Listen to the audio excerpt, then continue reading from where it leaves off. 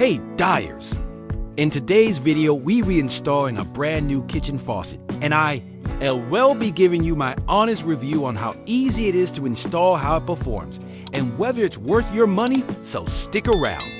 Tools and parts needed: adjustable wrench, screwdriver, plumber's putty, or silicone, bucket and towel, and of course, your new kitchen faucet set. Removing the old faucet. First, turn off the water supply valves under your sink, both hot and cold. Open the faucet to release any pressure. Next, disconnect the supply lines using your wrench. Loosen the mounting nuts and remove the old faucet. Installing the new faucet. Now we're ready to install the new faucet. Insert the faucet through the mounting holes. Secure it with the provided hardware from underneath.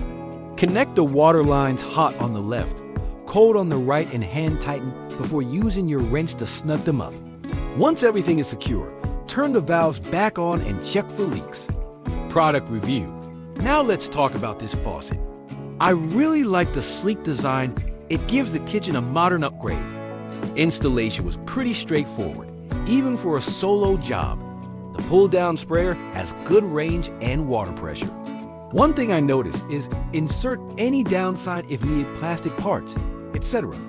Overall, I'd rate it a solid 8/10, 9/10, etc.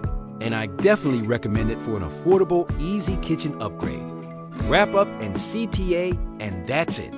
Kitchen faucet installed and tested. If you found this helpful, leave a comment if you have questions. And don't forget to subscribe for more DIY home fix guides. I'll drop a link to the faucet in the description below. Catch you in the next one.